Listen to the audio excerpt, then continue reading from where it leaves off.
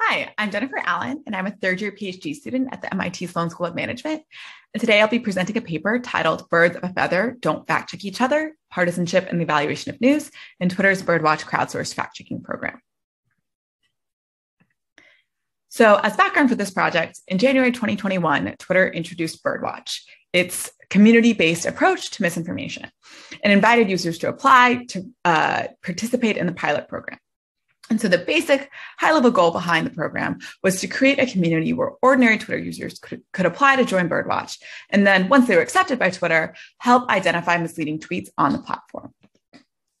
And the way the system works is first, Birdwatch users flag any tweet that they come across, either in their feed or by seeking out in some way, and then submit a fact check note labeling the tweet as either potentially misleading or not misleading.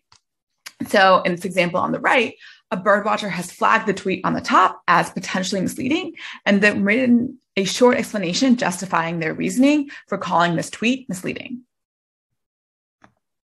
And then the second important component of the way that Birdwatch works is these ratings. So these work by birdwatchers navigating to a separate Birdwatch site where they are shown notes written by other birdwatchers and asked to rate them as either helpful or not helpful. So example of what this looks like is on the bottom right here. This is an example of what the Birdwatch site looks like. And then Twitter actually aggregates all of these helpfulness upvotes or downvotes and highlights some notes as overall rated helpful by the Birdwatch community and calls them out and highlights them on the Birdwatch site. So it kind of functions similar to Reddit in that way. Naturally, once Twitter put out this call for birdwatchers and it introduced this platform, there was a lot of skepticism by the community. So here are some replies by people in the community about the introduction of Birdwatch. And my personal favorite, and which kind of exemplifies the rest of the replies, is "Thank you, Twitter. I'm looking forward to abusing this feature." And I think these replies and response that Twitter got really gets to the heart of questions that we as researchers had as well.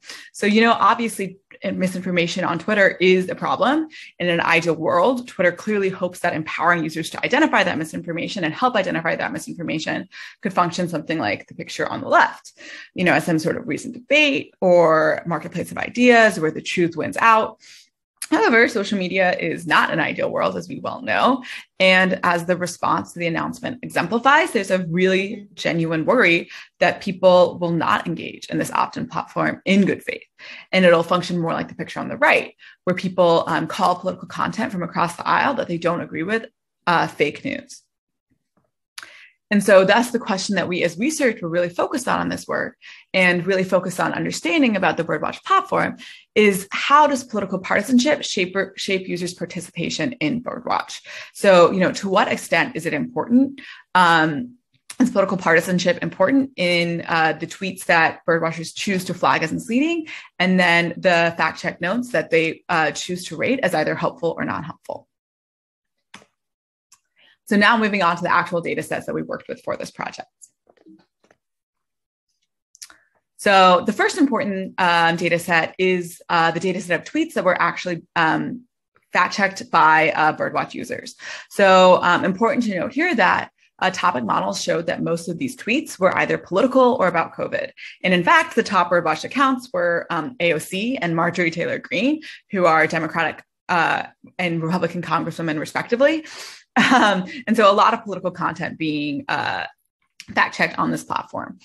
And so we were actually able to infer the partisanship of tweet authors as well, beyond just looking at top accounts, using the method in Barbera et al. And looking at the accounts that the Twitter or that the original focal users followed, and found that there was a pretty even split between tweets being written by Democrats versus Republicans in the kinds of things that birdwatchers were fact-checking. So now looking at the fact check note data set, we had about 5,000 notes by 1,100 birdwatchers, the vast majority of which were actually labeling the focal tweet as misleading.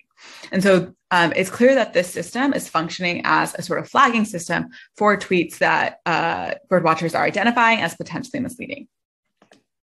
For the ratings data set, we had about 30,000 ratings submitted by about 2,300 birdwatchers, about 5 ratings per tweet. And here we have a more even split between notes that were rated helpful versus not helpful, about 2/3 of notes being rated as helpful by their fellow birdwatchers. And also an important thing to note here between all of these data sets is that, again, we had a pretty even split between participation by birdwatchers between predicted Democrats and predicted Republicans, and the same for the tweets that were being fact-checked. So now turning to the results and trying to understand how political partisanship is really influencing participation on this platform. So the first thing we looked at is how partisanship of the birdwatcher and the tweeter affected the tweets that these birdwatchers were choosing to fact check. So on the y-axis here, we have the inferred partisanship score of the tweeter, and on the x-axis, we have the political score of the birdwatcher. And so higher scores here correspond to more Republican and lower scores correspond to more Democrat, and each point responds to a note submitted by a birdwatcher. Red points are notes that where the birdwatcher said the tweet was misleading, and blue points are those where the birdwatcher said were not misleading. And so the first thing that jumps out is that birdwatchers are much more likely to fact check tweets by their counterpartisans rather than tweets by their co-partisans. So Democrats are 3 times more likely to fact check tweets by Republicans. Republicans are 1.5 to 2 times more likely to fact check tweets by Democrats. However, when they do flag their co-partisan tweets, they're much more likely to flag them as not misleading than when they flag their counterpartisan tweets. And so we're seeing evidence of partisan herding and people choosing to police and call out misinformation or tweets that they think are misleading by the other side to an overwhelming degree. So now turning to the ratings data, we see a similar phenomenon. So birdwatchers are more likely to rate notes by counterpartisans as not helpful and rate notes by co-partisans as helpful, again, to an overwhelming degree. So we're seeing this evidence, again, of partisan herding, where people are cheerleading their own team and then, sort of downranking it and brigading the opposing team. So looking at these results, is it reasonable to conclude that birdwatch is doomed? Is this partisan herding that we're seeing evidence that each side is calling the other side fake news, like we saw in that earlier picture?